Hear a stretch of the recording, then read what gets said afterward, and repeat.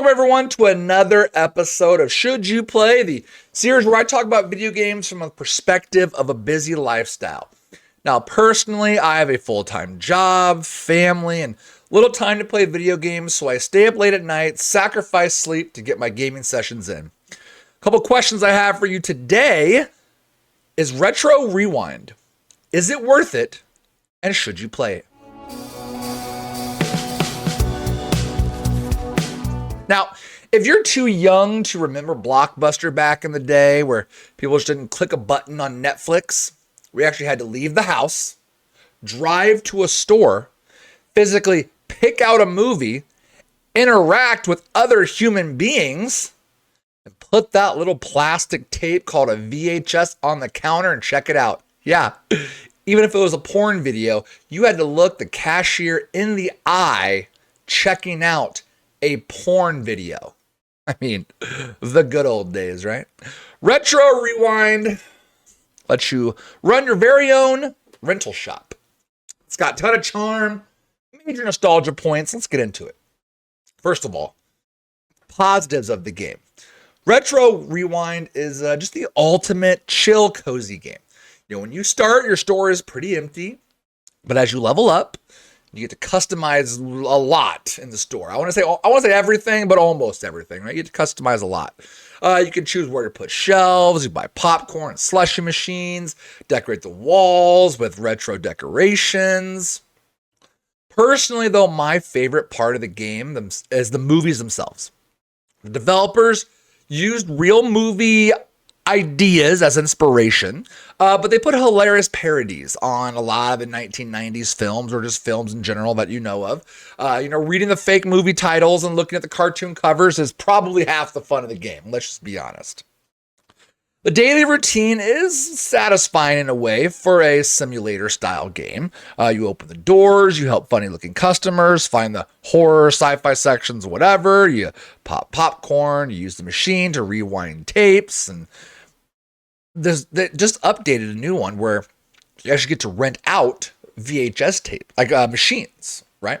You actually get to fix VHS tapes. So they've had a lot of updates, a few updates on new decorations and things since the game has come out. But there's also, next to the VHS machine rentals, there's a little drawer that says games. Now, I don't know if we're about to rent video games on the horizon, but if we are, Retro Rewind is about to pop off. That's going to be absolutely nice. You're able to rent out like Nintendo systems or SNES systems or even N64 systems. Well, knockoff versions, right? But you'll know what they are. As your shop grows, the game throws kind of new, fun surprises at you. Sometimes a phone in the back office will ring and a customer will beg you to, reserve a movie for them. There's cool holiday events like Friday the 13th where customers walk around in spooky masks. They're even back in your office, which is weird because I don't know how they can just stand there. But during Friday the 13th, they're there. Again, I've talked about all the free updates that the developers have dropped so far, and they're continually updating the game. You can also hire AI employees to help you out. So all of these things are just fun, interactive ways to kind of interact with the game. A lot of the decorations are fun. You can customize them, things on the wall or rugs or a lot of like wallpapers and things like that. So a lot of the nostalgia from the game is actually a big positive in this game. If you were a kid of the 80s and 90s, you're going to see that and you're going to stroll down memory lane and it's going to be fantastic. Now, even though the game, in my eyes, is fun, there are some negatives I need to talk about. On Steam, there's overwhelmingly positive reviews as of right now in 2026. But the game's not flawless. The biggest issue that I feel the game has is after a while, it can feel a bit shallow. Once you reach maximum level, you unlock all the space, the game doesn't get harder at all. You have no way to lose your money or go bankrupt, or some tycoon fans feel like there's not enough challenge in the game. And I get that because Leading up to it, your only challenge per se is your money requirement, right? Being able to unlock all the upgrades, be able to buy all the upgrades, you need to have money. Well, you need to go through a couple shifts to get enough money, and then you progress and unlock the new things. Well, once you get everything unlocked and once you get to max level, you're just doing shifts every day, and there's no real, I don't want to call it a grind to the game, but there's no real point anymore other than just keep, opening your doors every day to customers selling or renting your VHS tapes. So as of right now, they need to kind of figure out an in-game grind to the game, right? It's kind of a negative that I feel like as well. This game's still technically new as of summer 2026, as I'm recording this video. Now, there's a lot of future updates that the game could have. Okay. Personally, I feel there is no true business feel to a business game. Where's the rival store? Where's the marketing that you have to do? Yes, you can put a little sign out in front of the walk area there in the little strip mall, but come on. We're not marketing it. We can't change our slogans. We can't do any of that. Where's theft prevention or sabotage? There's so many angles the developers could take with this game to kind of flesh it out a little bit and kind of give it some longevity. It's just not there yet. Another complaint is the why are you working while you're not working type of feel to the game.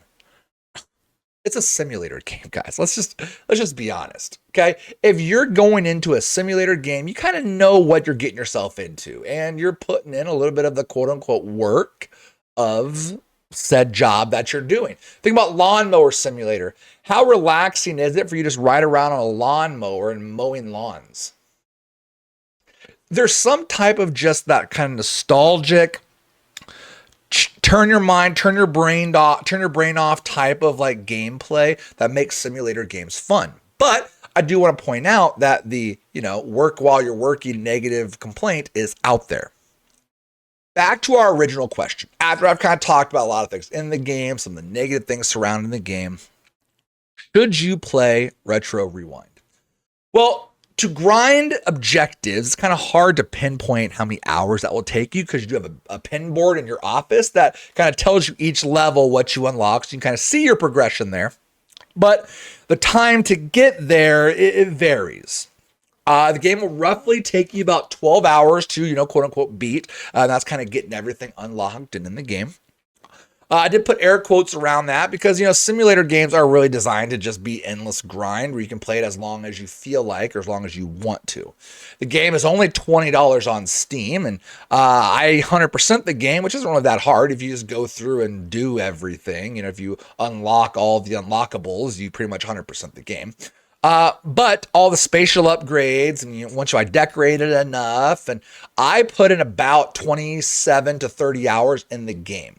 And that's not really hard grinding. That's, trying to move things around, get my rental store looking nice, putting some decorations up there, doing different color schemes, just kind of playing around with it a little bit, not getting hard grinding to just finish it as soon as I can.